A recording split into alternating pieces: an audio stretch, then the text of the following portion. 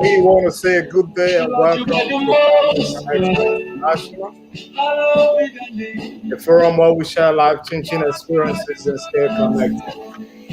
As always, we here every Sunday at 6 p.m. Eastern Time. So wherever you are just joining us, we want to say thank you so much for joining us. And We are back again today with a very special guest, which we will be introducing very shortly. As always, I got with me Ben. Hey Ben, how you doing, man? I'm doing good, brother Solo. How you doing there today? Well, it's just a very rainy day since yesterday till now. I thought it was summer, but it's like gone back to the cold, man. Welcome to San Diego, my brother. I told you, you gotta leave New York a little bit and kind of go in another part of the U.S. and have some experience in terms of the weather condition. I, In San Diego, it's never too hot, never too cold. It's always moderate, right in the middle. So welcome to visit or welcome to stay. I see why you run away from the East Coast. Yeah, I've been in the East Coast for a while, and maybe it was just about time to get a new breath. And so I am in San Diego, California currently. Great, great. So today we have with us Honorable Abraham Chair Tucker. He was born in Mount Barkley, Monserrado County, Liberia. He hailed from Tajuan District, Santa County. He lived and went to school in Monrovia throughout his early years before migrating to the U.S. in September of 2000. He's a father blessed by God with 5 beautiful and wonderful children, 3 boys and 2 girls. He's also a professional and an educator, a Christian, a leader called by God to serve humanity. On his professional achievement, he's a teacher for New York City Department of Education since 2019 to present, case manager, wellness coach, service for honor deserved since 2017 to present, a night shift supervisor, as associate of New York State since 2015 to 2017, habilitation counselor and teacher, CP, associate of New York State 2012 to 2015, department supervisor and manager, Home Depot, Target, Taji Street 2004 to 2009. Education-wise, he holds a certificate in leadership at Utica College 2012 to 2013, a Master of Public Administration in Emergency and Disaster Management since June of 2012. Metropolitan College of New York, a Bachelor BPS, Professional Human Service Education, June 2017, Metropolitan College of New York. He's a graduate of William V. S. Tubman High School in 1993-94. We want to take this time to say, Abby, as we will be calling you out of Mr. Tucker or Mr. Chair, I'll say, Abby, welcome to our platform. Thank you very much, Mr. Fireside, and your uh, your workmates in the studio. Thank you for the opportunity for inviting me this time to speak to you, to speak to our community and the global community at large. Great. What have you been up to? This whole COVID thing. This is a family program. So you got 5 beautiful kids. How is it like for you? This whole COVID. I know COVID is I was surprised. I want to church today is that nobody using masks. It's like removing a mask from your face, showing your beauty once again. Summer is coming. How has it been like for you, family wise? First of all, I want to give glory and honor to God Almighty for preserving our life, because the COVID thing, it took the entire globe by surprise. It started from one point and it spread across the globe. We in New York, be it family or other community members, were affected directly. It affected some people's lives, it affected some people's jobs and things.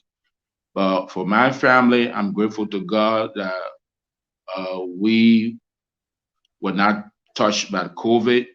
I did not harm my job. It did not harm any of my children or family members. So I've been very, very good.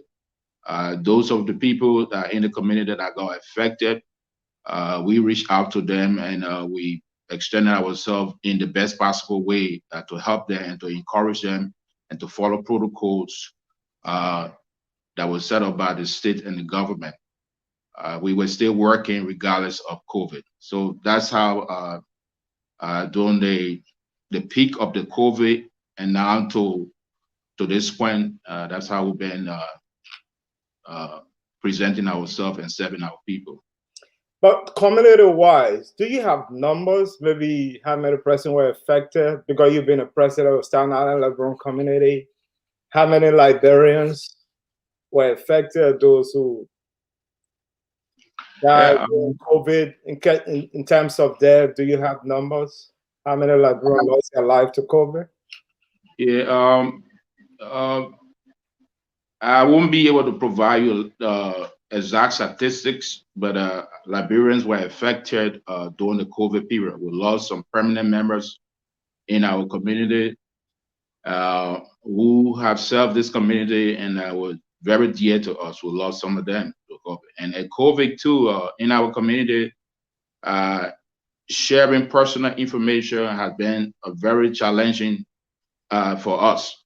Some people may have gone through the COVID or been affected by COVID, but some of the family members are not willing to share that information. We heard it, or maybe through other means, and few of them were able to come forth to say that. So that is why we are not able to provide, a definite number to you. But from my knowledge, some Liberians were affected. Some of them survived it. Some of them lost their lives in that period. And we want to use this time again to extend our deepest condolences to those family members who lost their loved ones and other people that were dear to us. To who says sorry about that. We were involved in part and parcel as we receive the information. Great. So what have you been up to at the level of SILCA? President for over the constitutional requirement up to 5 years. What have you been up to? Tell us. Yeah, so let me give you a little history of that. Prior to becoming the president of SILCA in 2012, I ran on the ticket with Miss Jennifer Brownskin. We ran against Orita Bestman, Yates, and Solomon Reeves, and the Yates and Reeves ticket won the election. And after that, since they were the winner, I decided to throw my support to them because it's all about the community. Other people decide to went the other way. I supported the community. I'm very supportive of Orita Bestman's administration. Even when people that were working with her that left from around her, I would stay around there, helping in my own weak way. When she needed me, she called me and sent me to places. She needed representation. There's some things she wanted to do. She called upon me, and I availed myself at the time. Even let me go further back than Orita Bestman. Even during the Brown administration, there were times that secretaries or other people that who are taking record were not available. I was using our process to provide some minimum service at that time. So I've been around. So let's come back to my ascendancy. So Orita, the election commission was established on Orita, and we went back and forth with postponing the election. The election during that time were postponed 3 different times. Her then vice president, he was now acting president of the community. The election was postponed. So some of the community members got fed up with that, and they said, listen, if it costs if only one person show interest, then so be it, because we have done this repeatedly. In the General Assembly, we'll put this to the election, when we come back, and we'll go back again. So I became the presumed candidate. So some people are not happy with that, but the election went on. It was a decision of the community, to move forward. So those people who express unhappiness or have their own personal thing, they decide to continue with those same ugly behavior. So as we got in, some of them said they were not recognized or were not legitimate, with all that kind of stuff. The fight began right away from that point. So that's how I got elected. The election was April 25th, 2015. I won that election, even though it was a white ticket, but we still encourage people to go there because we didn't want the naysayers to say, oh, nobody voted for the man. So people still went out there and cast their vote. Yeah, but AB, let me tell you that. You were elected on a post of vice president. Am I correct? No, I was elected with a vice president, Mr. Who was the vice president? Mr. Charles D. Cooper was the vice president. So Charles D. Cooper and myself, we ran on the same ticket. A very fine man who committed his time to this community. Yeah, we ran. The only thing that did not happen is that during that election, we did not have a full team, meaning that all of the executive members were not elected. The people did not show interest. So we came in with president, vice president, secretary, financial secretary, and treasurer. The treasurer and the secretary in our administration, they were continuing their services from the previous administration. So the secretary for Orita administration and the treasurer, they continued their services to the community by joining us. But technically, Mr. Europe preachers were not elected with Orita, but because our secretary never showed up one day, the person that was elected in the position of secretary for Orita Bestman did not show up one day. So Europe, being a very fine man, he volunteered to serve in that capacity. So he had been serving the community for a very long time, providing services to our community. So he served as secretary to Orita, not as an elected secretary, but as a volunteer. So that's how he came in. But the treasurer now was the treasurer then. So yeah, AB, this is my concern. I know you ran as vice tenor bearer to Jennifer Bronsky at a time when Orita won the elections. And later, Jennifer became chairman of the board. What's your working relation with your executive with the current board?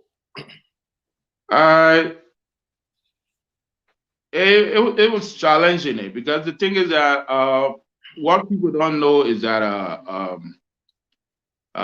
some people enter SILCA or enter the leadership for different reasons. I might enter get into leadership to serve my people. Some people want to be popular or politically known, or maybe they want to spread their wings to some other way. But everybody had their own set interests.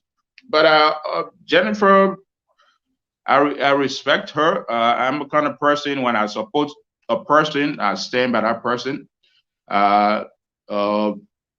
The election with Orita, she couldn't find anybody wrong with her, and she contacted me, and I accepted the wrong with her, and I stood by her. After the election was over, it was time to now work for the community, and I made my intention clear, and I worked for the community. My working relationship with Jennifer was not very cordial, in the sense is that she has her own sense of a leadership style, and I have my own sense of leadership style.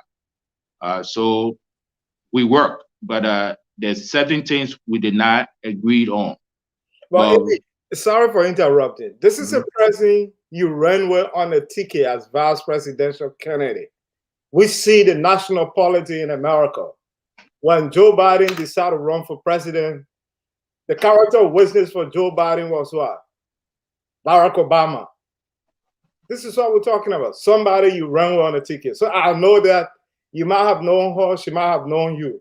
How will you say that you guys could not work alone? What went wrong? We work on certain things, and there are other things that we differ on. You know, the world we live in, even in your own household, and not everybody gonna agree, but equally so, they are member of your family. You cannot divorce them. So she was the board chair in her own mind or in her own frame of thinking. She thinks she was exerting her responsibility. I, in my own capacity, was trying to, do what I could do for the community. So that's what I was doing. So, like I said, people have different interests. I came to serve. Some people came to show political might. Some people came to show their popularity of knowing the entire United States. I was not in for that. I'm from the grassroots, so I was there to serve the people. So I was there for the people, and I was there to do the people's work. I was not there to rub shoulder with governors in the United States or mayors around the That was not my place. But some people were trying to show to us and know all those people, but we did not get a benefit of those contacts. But I was with the people, and the people have saved me. And I have been always there with them and continue to be with them. So there's different style of leadership. And those are all I learned leadership with. That's different style. So that's her own style of leadership. But in the meantime, don't get me wrong. We are very cordial too. We got respect for each other. Personally, when we meet, we talk. I think she's a very fine person in her own unique way. I think she was trying to exert her responsibility or flex of power that she had. So maybe she was overexcited with the kind of power she had, and that was it. People disagree to agree. That's what happened in politics. If you just join us and you are live on our Facebook field, you have a question for AB, don't hesitate. Drop us a question. If you have a comment, go ahead and drop us a comment. We'll be reading your comment. We'll be reading your questions to AB as the program proceeds. Dan? Overexcited with the kind of power that you have been entrusted with. Interesting. Mr. AB, Abraham Chip Tucker, nice to meet you for the first time in a professional way. Thank you so much for being on our program today. Thank you, my brother. Great. I would like to take a little step back on who is Mr. Tucker. You didn't just become to be who you are today. You might have some upbringing. As you know, this program is a family-oriented program, and it's all about sharing our life experiences. How did you get to be where you are today, that we are talking to you as an outgoing president of SILCA? All right, so I will answer this way. Listen, to God be the glory. I was born into a family that gave me a very good upbringing. My mother hailed from me personally. I got a different background, so let me give you some background of myself. My mother hailed from the Bassa tribe, but she have links to several tribes. The link from my mother's side link her to the Dane Gola tribe. The link from my mother tribe also link her to the Pellet side, and also to the Kisi. So our history is kind of long and rapid, and sometimes confused. But on my dad's side, we hail from Sino County, somewhere called Taiwan District. Taiwan District is between Buto District and Juazon District in Sino County. That's where my father hailed from. My father was an employee of the government of the Republic of Liberia, and I was privileged to go to some of the best schools in Liberia. my parents' father at that time. When the war came, 1990, it affected my family. My father, who was the breadwinner of the family, we lost my father to the war. So I became a man earlier than expected. As a young man coming, a young boy coming, I did not expect to lose my father or lost other family members, but the war brought that to us. So me, my siblings and myself, being the male child, I took on the responsibility of being a brother and a father to my sisters and things. So we've been very close. Even prior to coming to the United States, the community I live in, while in high school, I served as community leader in that community, serving my people. When the emergency life food went to Liberia under the war food program and what it called SELF-2, special emergency food, one of those volunteers during my high school days that helped to distribute foods in my community. So I started community work at a very early age.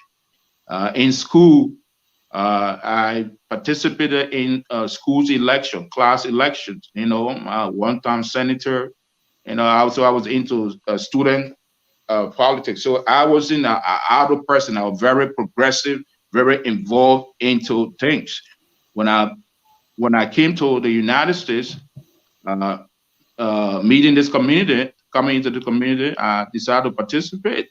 Went to meetings and try to follow the happenings of the community. So there was people that saw me, they needed my services, they called upon me, either to campaign for them or to provide some services I do myself. And more especially so during the original investment time after the election. I was one of those persons she relied on because everybody around her had moved away. Because that sometimes people complain, but some of the people that elect us, they don't sustain their support. She had nobody around her, and we were there to support her. And she trusted me enough, and I worked with her very closely. It was not a personal thing, but I believe we were doing it for the community. So then I became an elected person and decided to serve my community. The services, the way I availed myself, some people were not ready for that tax, were not equal to that tax. So what I want to do is that somebody will want to weigh you down, defame your character, or but I have not been deterred by that. I keep moving on, and I try to do the minimum I could do for people. So there are a lot of things I've done for some people personally. I've done for people that some of them are watching the thing. They might know or they might not know, but I've been able to touch the lives of some people in a way that I could reach them. Great. Beautiful. Thank you so much for that history of yourself in terms of your upbringing and how you came to be who you are today. I commend you for that. Again, this program is a family program, and we always want to give people the opportunity to actually tell us the family side of their story so people can personally get to know them. Now, you being the outgoing president of SILCA, from your initial conversation with my colleague, it appears that from the moment that you were elected as president, you took that mantle with a bag of challenges, for lack of better words. You started with a lot of tension and disagreement. But what comes to mind for me is, are you saying to us that you were surprised, even with your vice president, of being that contagious to you during the time of your presidency? What was the cause of that wrath between the two of you? Normally, in a political setting or in a community setting of this kind, in fact, when the two of you run for a position of that, you guys should be having one mind, one accord, having the same goal to be able to achieve that. What was the problem? Because having that friction between the two of you might have caused some downfall for the community. Can you throw a little light on that for us? Just for the record, for correction, the person you were speaking to was not my vice president. She is the board chair of the community. Okay. I think maybe the confusion came about is that I ran on her ticket as a vice presidential candidate to her. Okay. Like I said, you just asked me for my family background, and I provided you with some information. I come from a humble background. She has her own background. She has her own set ways of doing things. She has her own mindset. I don't control people's mindset. Her mindset of joining SILCA is different from mine. I work in a non-for-profit organization as a professional. I know what to do. Some people, even the people that are being elected today, the incoming ones, everybody there don't have the same mindset. Some people, their mindset is to probably to come and show off. Or I was member of SILCA, or I was this and that, you know. But some people mindset is to serve. So I don't know what her particular mindset is at.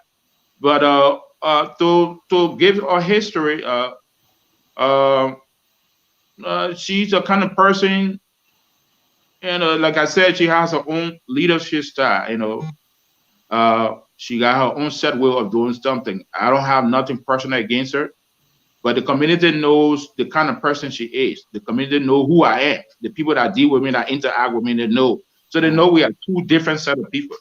They know my style. They know the kind of person I am. Some of them know that I am of service to them. I'm a humble person, and they know that I feel for people. I understand people's pain. Some other people don't understand people's pain because part of my background, I told you, I went through the hard times of the war, lost one of my parents, and I know what it is when somebody's in need, whether in time of bereavement, in time of job, and all the kind of stuff. I saw the need, and I felt I was in the position to touch people's lives. Those that needed a job, I did recommendation using my position on my job and my position as a community chairman to president to help other people make recommendations. Some of them got jobs. People that needed immigration problem, we recommend them to the right place. Some of them are able to fix their paper today. You know, so we brought those services. Those people that are off or more politics to think, the community can judge or to see who did what or who did not do what. So Great. I don't want to render judgment on anybody, but the reason is that I think that everybody that are on the administration, they have their own mindset and they have their own set ways of doing things. But I was set to serve my people, and that's what I've been doing.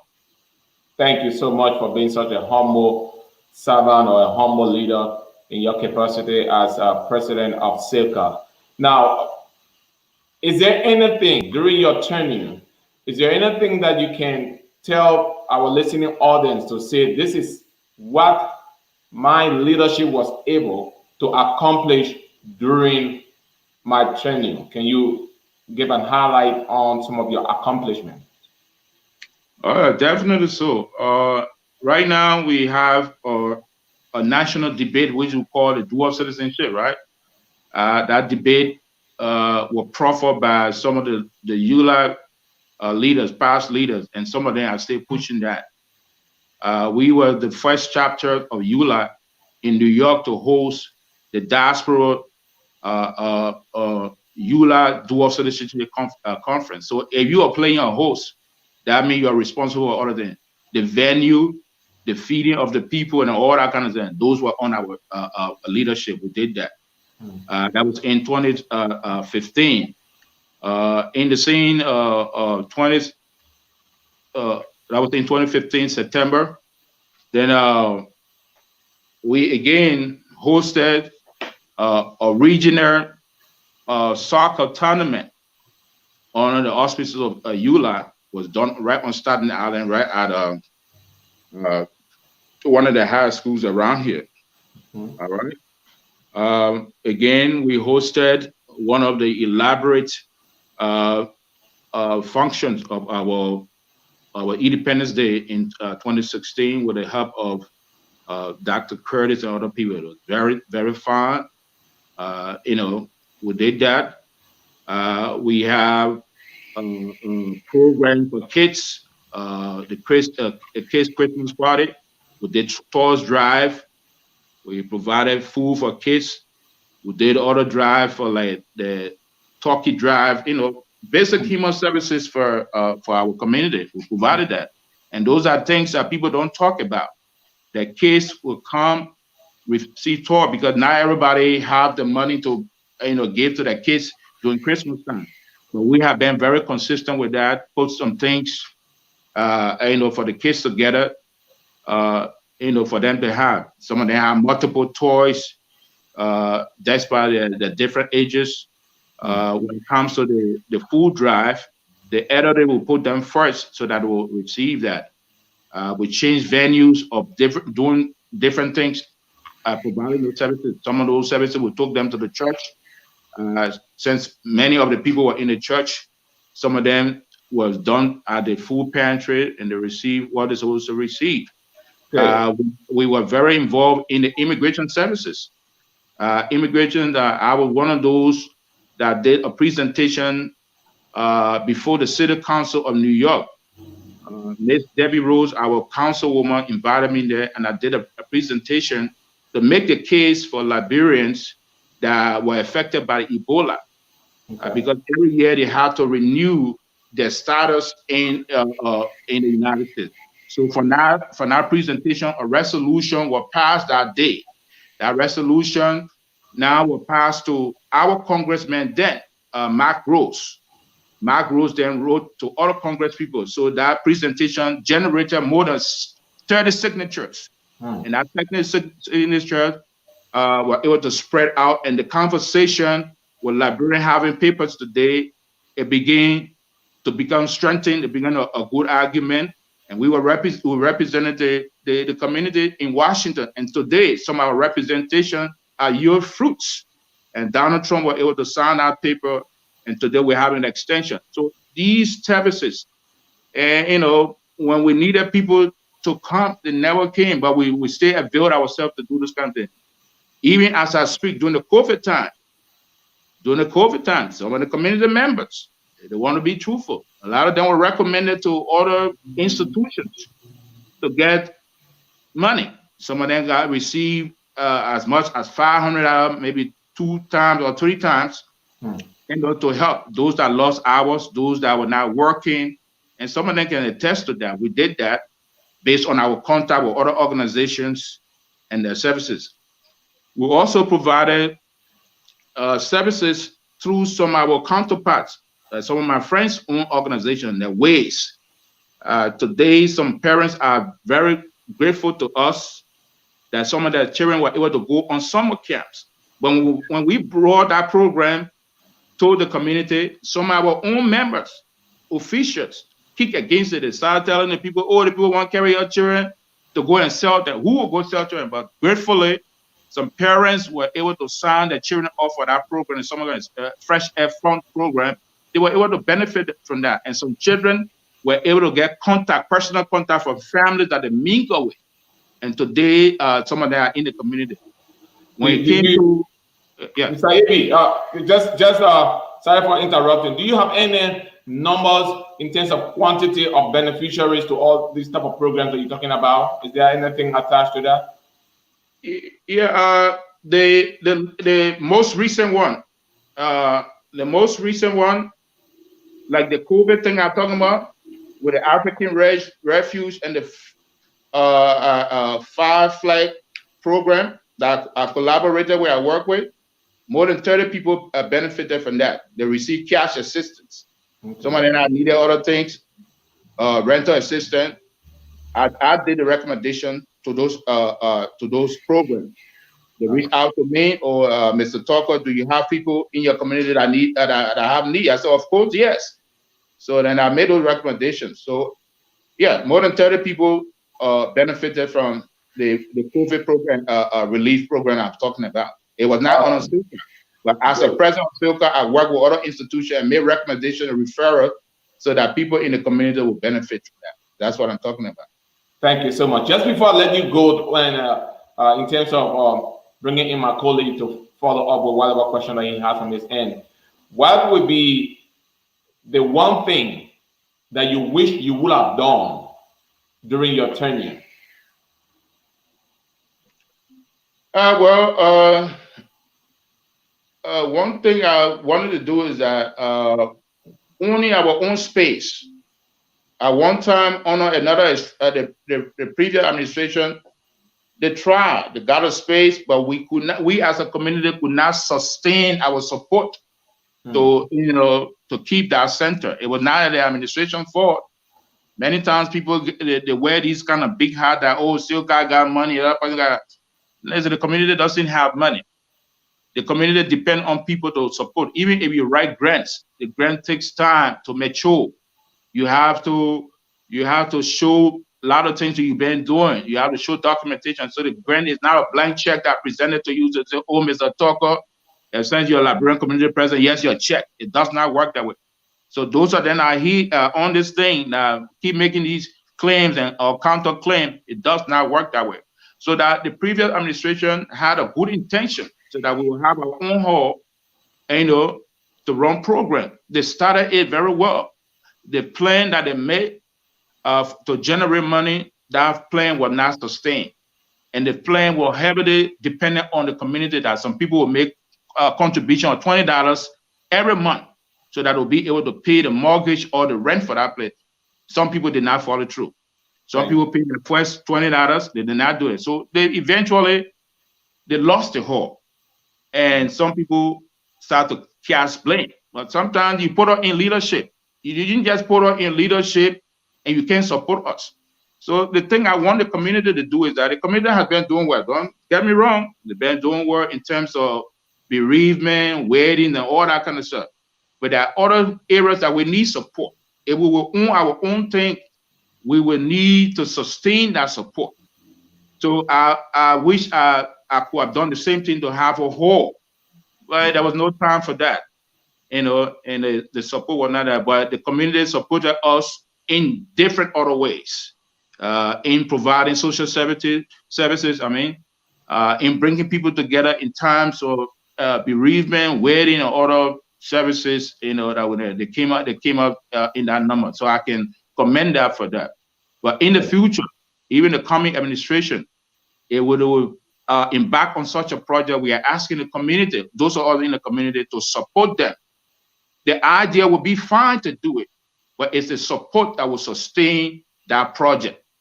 You can't just do the project and walk away. So we need to sustain, our, some of the things we want in our community. Thank you so much, Mr. Tucker. I appreciate it. It's all about the community. And as long as the community is involved in whatever project that is undertaken, believe me, that project will be successfully implemented.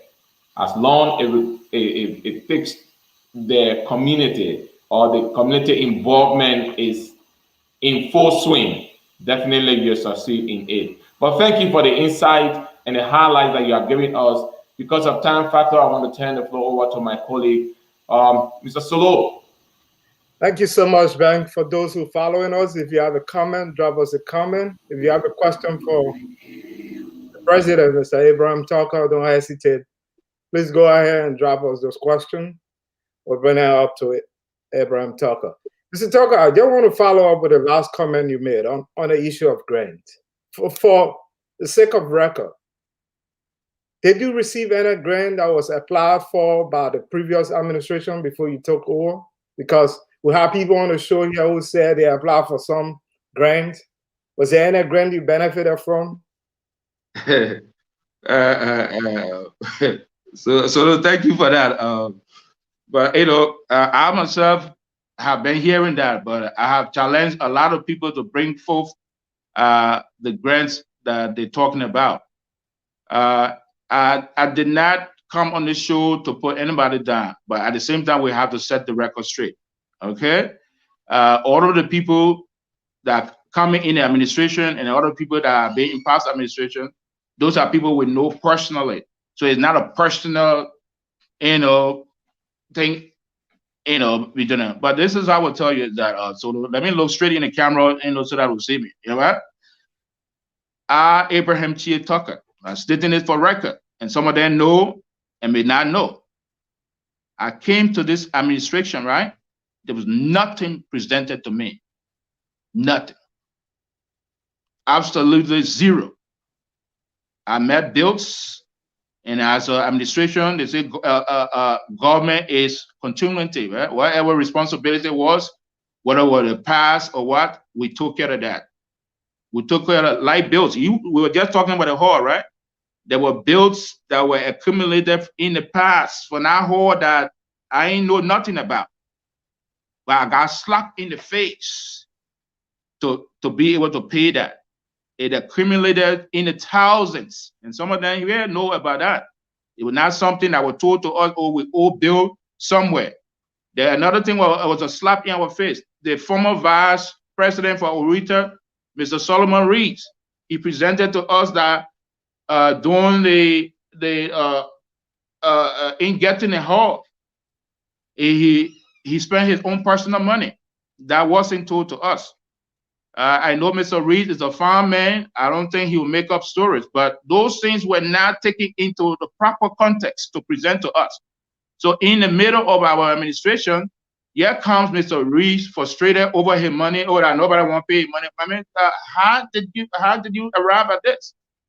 And some of these people that in this administration were in the former administration, they knew about these things. And some people that are helping the community now, they knew about this arrangement, but they never opened their mouths or say anything about it. They play politics with it. Mr. Reed went and sued the community. $4,000 and change were taken out of our account to pay Mr. Reeves. Those are things that community people don't know. Some people do things, they think they're hurting an individual trying to hurt Mr. Tucker, but you're hurting the community. All right? And those were thousands of bills that were left that nobody even mentioned about. But Mr. Tucker administration have to deal with that because it's the same SILCA. And none of them came around to even provide clarification on that. So to answer the question is that to let's go back on that question again so that I will just the issue of maybe grants you receive. I ain't receive no grant. I hear people talking around say, oh, okay, we receive $1 million or that. Zero. Okay. Even grants. If you want to talk about grant, you know what you do for me? Invite Mr. Robert Reed, who was the former board chair, right?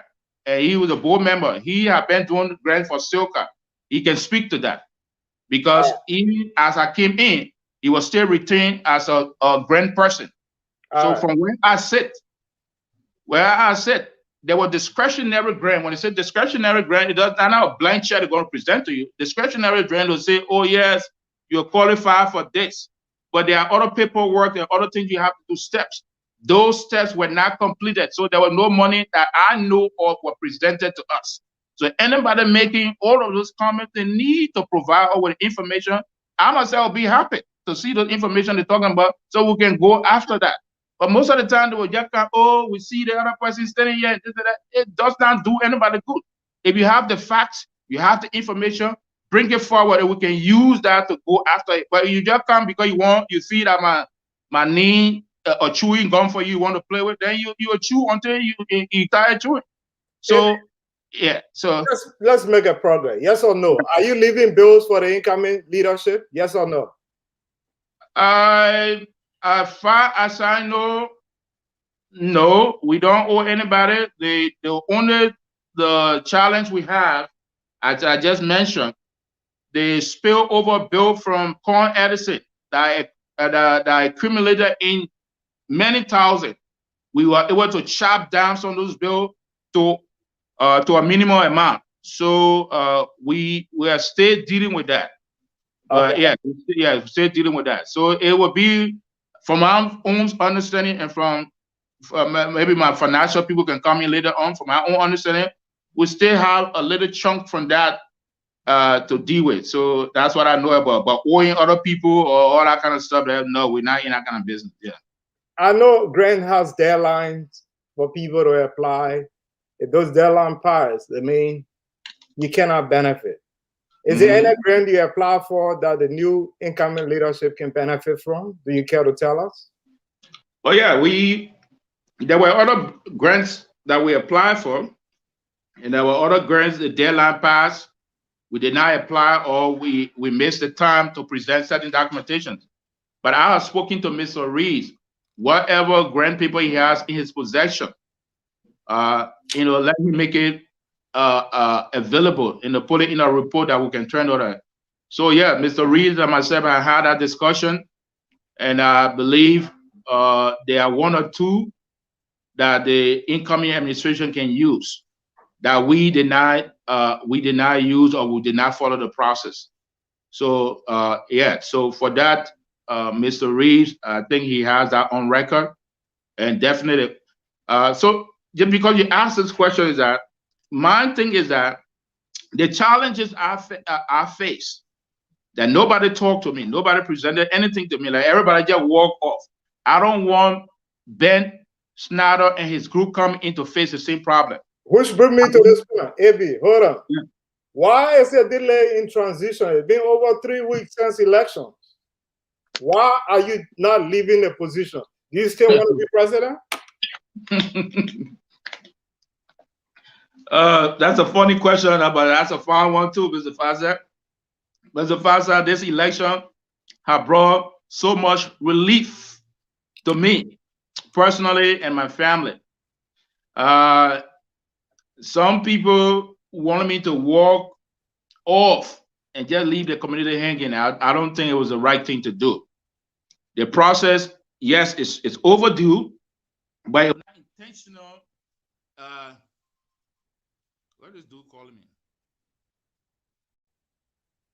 Yeah. Can you hear me? Yeah, I can hear you. Go ahead. Yeah, somebody just called me out to cancel the call. All right. It wasn't intentional for me to be here, because elections commission were appointed, election announcements were made, and nobody showed interest. They postponed the time. Back and forth. We've been going back and forth until this time. So I want people to understand that I didn't put myself out there to say, oh, I won't be president forever. So no. Time was given.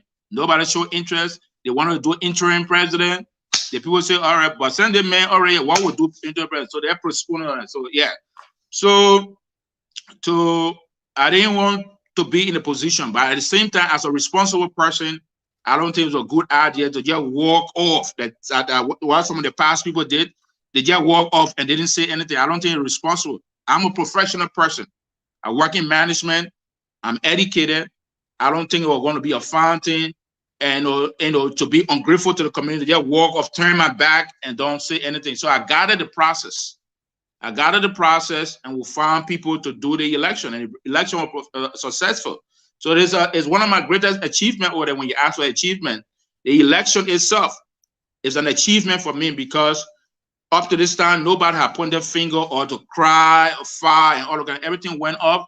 I played a godfather role, I embraced everybody, and I let the process to happen. I never interfere with the process. So it was finally like, unlike the historian and I writing history, opposite side, there were elections that we had here, people were fighting and ended in court. They had to fight, and said this one did not happen. So we have been very successful.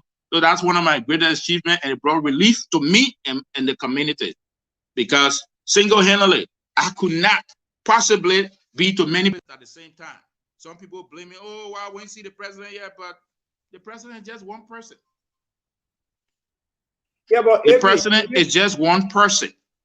The president is just one person. I can just do what I can do. Some of the officials, when you ask them, they're basically overworking.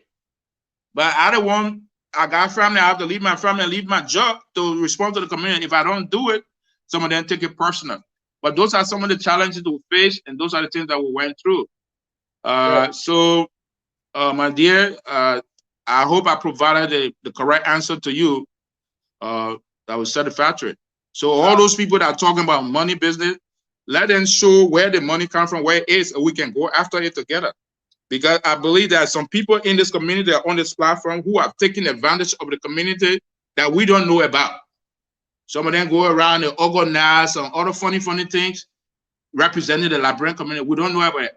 It's not my business to be chasing people around. If you provide the evidence, this is it, then we can raise the question or raise the issue. But if you just hiding in the corner to defame other people's character, I will not join you to do that. That's not my style. That is not my style. And that's what many of them do. They come, they just talk, VP talk, but they cannot back that with evidence or proof. You know, some of them speaking from their emotion because they're angry with somebody or they don't like the person. They just speak that way. I will not treat people that way. Even those people that don't like me for their own reason, I will still don't treat them that way because there are other things that come in my present and I have to deal with it as a leader and as a professional. And I was just here to help my people. So that's what I got to say to you, my brother. Yeah, Ebi, let's. Do you have a transitional committee working right now as we speak? Is there a committee been set up? Because I know President leader law, the Constitution is silent on how transition should happen, but you had a transition. Is there a committee been set up? And do you have a deadline when you're going to leave this presidency and turn over to the new president? The transition is forthcoming. The president-elect and myself, a friend of brother, we had a couple of discussions around that. I believe is that he knows my intentions and he knows where I am, and also I've been providing those information to him. So the transition is coming. As soon as we get all of those necessary information that we are asked other people to, you hear me talking about Mr. Reed, talking about grant business, right? So Mr. Reed has to present his report to me regarding the grant, where he began, where he stopped. There are other people who have to present things to me. Yeah, but when you look on this platform, on the Little Liberia platform, the election was held. We know there's winners and other things. The Election Commission have not presented an official report to us from where they started and where they ended. All of these things need to be put together. When I have all of those information in my hand, I can now turn it over to the incoming people. I think that's the proper thing to do. So it is not my will. It is not my desire to be around. But even though I will be in this community, I have a stake in this community, but I think that's the proper thing to do. I'm just trying to go by procedure. So I'm in touch with the incoming people and I'm providing my support and my counsel to them. Yeah. I agree. Can we agree that besides the Election Commission report from Mr. Reed, report from your secretary, report from your financial people should have been ready by now because you set up the Election Commission. So you know after election, there have to be a transition. Don't you think that is late? Yeah, but it doesn't mean because they have the election. Yeah. Those, to answer your question rightly, those people were engaged to put them in readiness. But you need to get in the back of your mind is that the job that we're doing is a volunteer job. The man is not being paid for that. So the man is using his spare time to respond to things or to do things at the time he has chance. Like for example, my secretary is in the military, but at the same time, he still serves the community on his spare time. So he tells me, that he'll provide certain things. I have to work with him and not to hold the community back. It should be fair enough because this gentleman has provided his services doing the same job over and over, which should be understanding. So the transition is not say, oh yeah, because the election was last night or tomorrow morning, we'll just or hey, you want us to do that, you would be the same person in the community or AB then just walk up, they don't give it. I don't want to set that precedent. So we are already there. We're already there. From information I got during the week, the Election Commission will present their report today. Whether they change the time or not, I will find out from them later on. But we wanted to present information and other things to the incoming administration so they know where to begin from. They will not have to be in space looking all around and lost. So that the position I was placing, I don't want anybody to be in that position. So it's not a delayed tactics, so the transition is right out our door. There's nothing much to do. It's just to get the information and just put it forward. I would like to go to my colleague, but before, let me ask this last question. I saw messages coming from the president-elect that he set up committee for July 26th, and you stay president. Where's the legality? Where's the reliance for a president-elect to be active while the president stay in power? Can you show me any legality in the Constitution, SILCA Constitution, that he has a right to do something while you stay president? Listen, Mr. Fassad, the president-elect and his people, they are very fine people. He reached out to me, and I told him, Ben, this is on your lap. So go ahead and do what you have to do, even though we have not done the transition yet. But make sure in the background you put all your committees in place. So I don't, listen, we don't want to preach Constitution yet. We want to be something practical that will work. So he's been very practical. He's been very proactive, and I think that's the best thing he's doing. And I had that conversation with him. He's a very respectful man. He reached out to me. We had this conversation, and I told him how it's going to be, because he doesn't want to cross the line, So I gave him my support. So I support what he's doing. Setting on the July 26th. The transition, it could be a minute or two. There's nothing wrong with that. We can even call him tomorrow and transition on this platform or transition somewhere else. So it's just a minute of time. We just want to, because I don't want to leave tomorrow, like you're saying that other people that are texting on the platform that they saw grant money somewhere. I want them to bring it. They will not provide facts. Tell them to bring facts. So I want it to be factual so that Ben can see all the people coming in where we stop and he can begin from there. So there's no delay tactic. They and myself are working together. I have a consultation with him. We talk. So he proceeding the right way. So I am now, we are doing something now practical for the community. So I don't think he's proceeding a wrong way. He's proceeding on the right way based on the conversation we had. Per the Constitution, I think he's proceeding wrongly. Maybe you should have just let him listen, and let him Mr. Fasa, and Mr. Fasa, from there.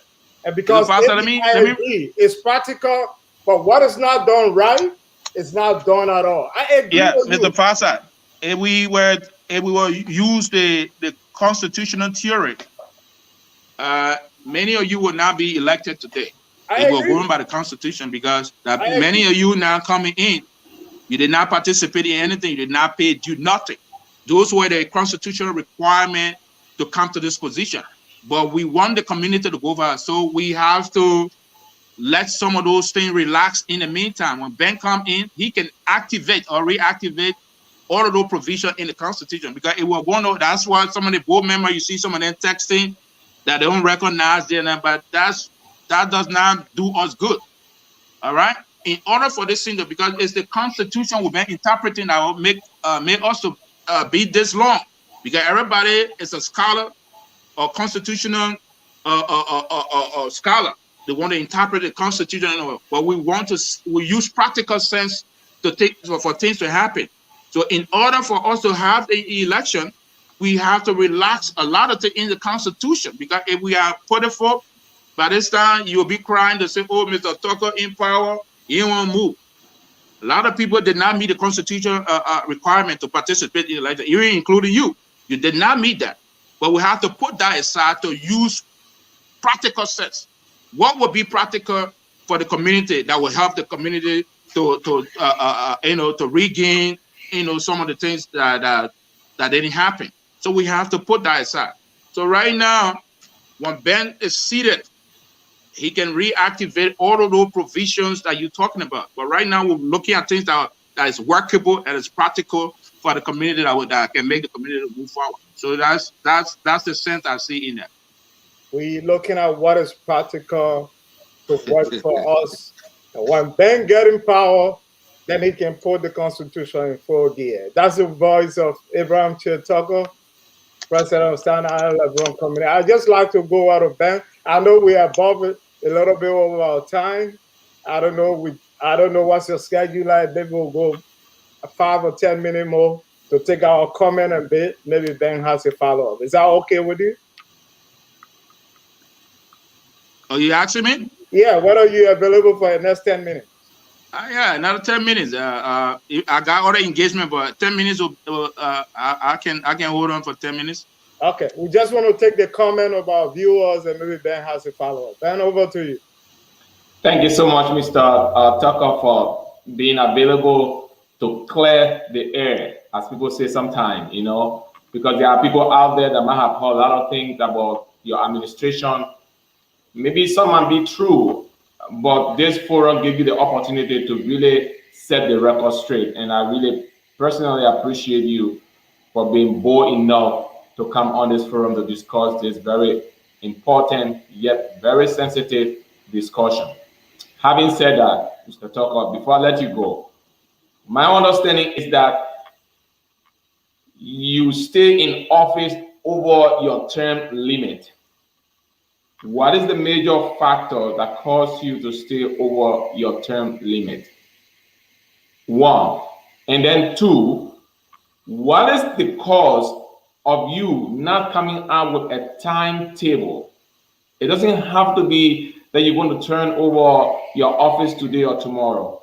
But why is it that there is no timetable as to when this transition can really take effect? Okay. So let me answer the question one at a time.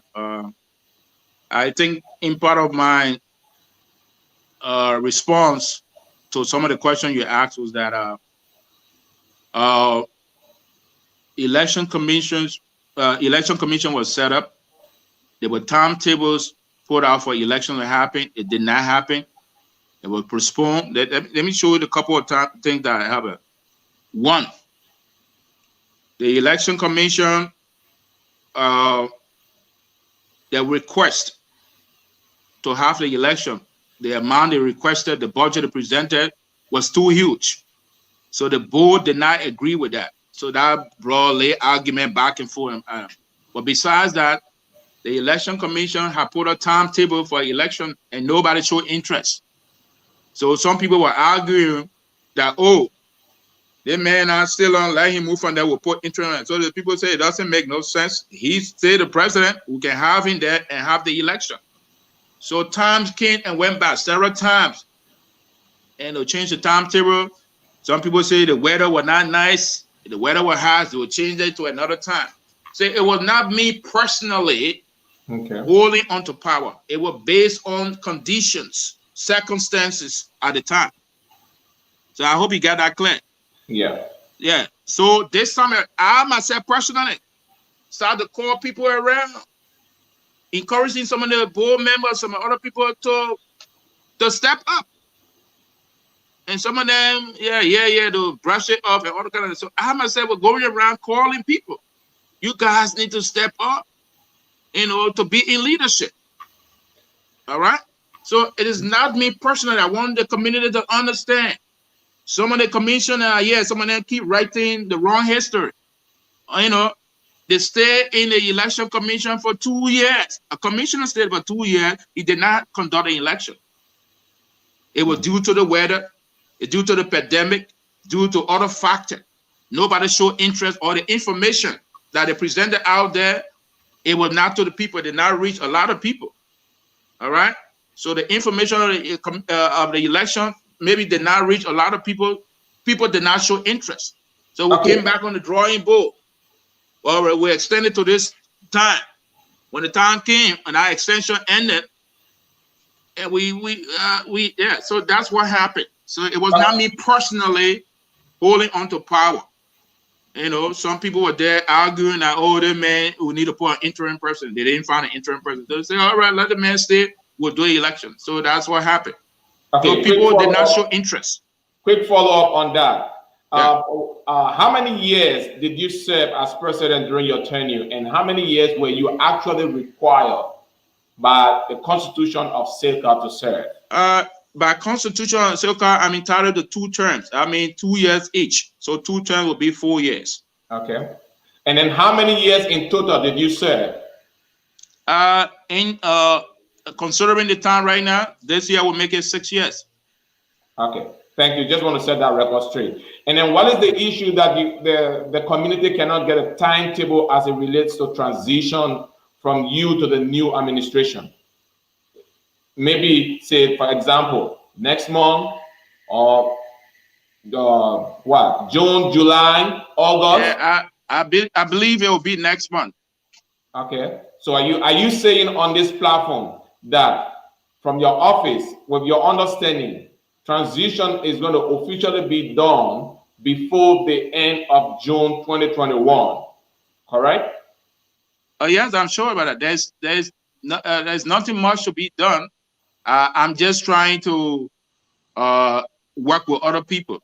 I don't want to pressure anybody because they have volunteered their time to provide services. I don't want to put them on a duress. So as I speak to you, I'm in consultation with those people that need to give me information. I want to provide information. If not, on the night of the election, when I provide a result that we heard from other people, we could have said, okay, and that's it. But I don't think professionally that's the right thing to do. Great. So that's what but we are there. I have received some other information, and other information are forthcoming. So I'm trying to work with people, so people should understand that there's nothing that I see people making all the kind of comment, nothing like that. People want to sabotage. What is there to sabotage? If I make this happen, we gave you the chance to run the election 2 years, you don't do it, and you can't make no about sabotaging it. Ain't nobody want to sabotage it. We working.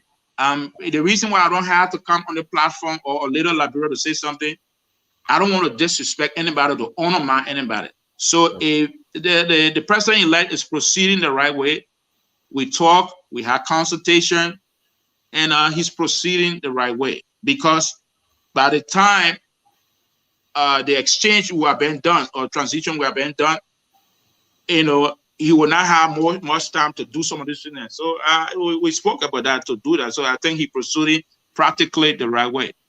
Thank you so much. And just before I let you go, we have some few comments that we want to share with you on this platform. Our followers share, and one of them is Beverly Harris. Beverly Harris said, President Abraham Chip Tucker, thank you for your enthusiasm, encouragement, support, and relentless desire to enhance the lives of those in the Staten Island, Liberian American community. You have well served in spirit and in truth. God is pleased. Respectfully, Beverly Harris. Another comment here comes also from Emmanuel Newman. Emmanuel Newman said, yes, Mr. Reeves even took the community to court. You're right, Mr. President. So there's some confirmation on this platform with regards to what you are saying to the general community. And also, Mr. Newman also added and said, thank you for your service to the Liberian community. History will remember you kindly, Mr. President. And I also have here from Burma Great. Burma Great says, board of directors were duly elected by the community.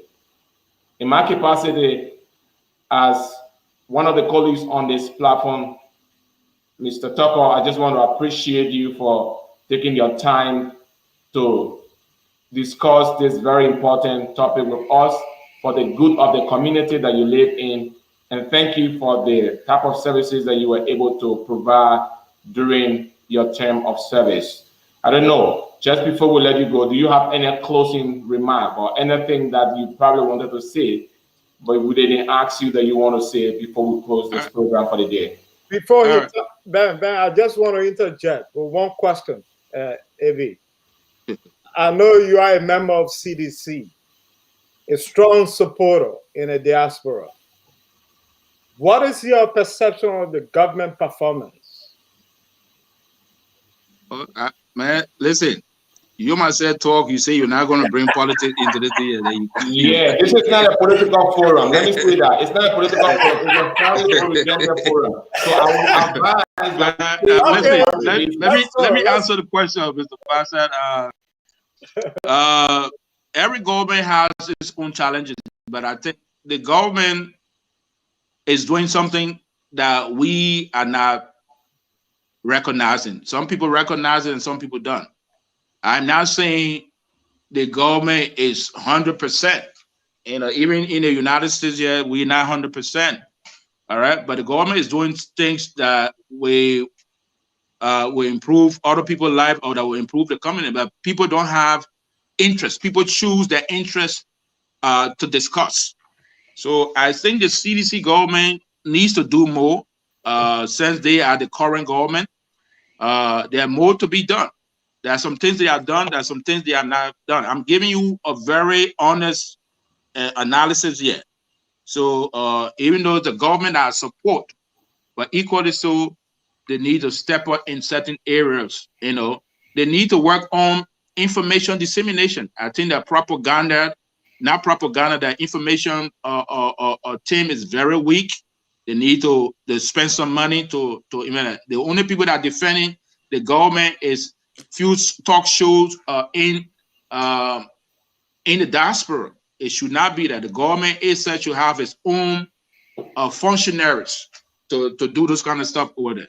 All right. So the government needs to explain to people some of the things that are doing. Some of the people are not aware. Even with the meetings within the U.S., the delegation as yet, they were able to provide some information to Congress people and other U.S. officials. And some strangely, it was the first time some of those people were hearing some of those good things that they were doing. So now they are telling them, to do more, so that they'll be able to explain those things and put them out there. So I think they are doing good. They're not perfect.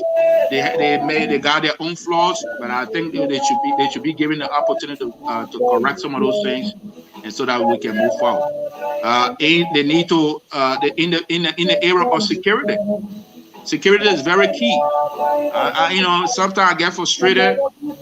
I don't know whether the police director or the people in the security sector are waiting for the president to blow a whistle before they can do the job, or the justice ministry. That's not right. You are there to protect lives and property. That's your fee. That's what by Constitution you were set up to do. Why are you waiting for somebody to tell you go this way before you can do that? So they need to take care of security, because we're hearing people burning police station, burning tires on the street. They need to step up security. Information, security, the government needs to step up. Security is very key, because all of the ugly acts that are going on in the country, it scares people away. Even those of us that are natural born citizens of the country, it scares us that we maybe don't want to come there, or some of our friends don't want to come there. So the government needs to take care of security. The government needs to take care of information. They need to do well in those areas. But however, they have done some things positive. If they even talk about corruption, they need to show, they need to muster the courage to show that they're really targeting corruption, to not cherry pick, to not go after people because they don't support you or don't agree with you. If you do that way, the people will feel that you're not fighting corruption. Fight corruption holistically. Whether your own member, non-member, go after them. So that's my own understanding. I'm a very objective person, even though I support them, but I'm very objective. And some of them don't like the objectivity that we present to them. So I'm not going to be a fake person or liar or to appease somebody. There's nothing any of them get there to give me. I work for myself and I make contribution to that. The reason we supported them is through some of us contributions that some of them are in position today. So there's nothing I need from them. I just want them to treat the citizens very right and do the right thing. That's all I require for them. Nothing I need for anybody there. Thank you so much, Ebi. Yeah. The platform is open. Whenever you want to come back before the polling, you can come back. Let's talk about other things. I know we've been talking as a brother. This is our own community initiative, but let's discuss the hard issues. Let's be able to put together full resources for the interest of our community. I want to say thank you so much for being here tonight. All right, well, thank you too. I hope some people will be able to go to bed sound today with all the myth, all those calculations they've been having, all the wrong thinking they're having. But there are people in the community. I just want to use this time to say thank you to the community for giving me the opportunity, for supporting me. I appreciate that. Those people that we were personally involved with, they know and they appreciate that. So I want to say thank you for all of you. Even those that didn't support me, I say thank you as well. As a leader, you represent everybody. So thank you for the opportunity for providing me this platform to explain myself, some things that people have not heard, so that they will be able to listen and hear. So thank you. So it was very on time, that we had the interview or this discussion. So thank you very much, Brother Fasad and the other brother there. Thank you so much. Thank you so much. That was the voice of Abraham Chirchaka, president of Staten Island Lutheran Community. This is how we do tonight, and we'll be back here on Sunday. On behalf of Ben and Levi is behind the scene today. We want to say thank you for joining us. And join us Sunday with another guest. Until then, we want to say good night from your end.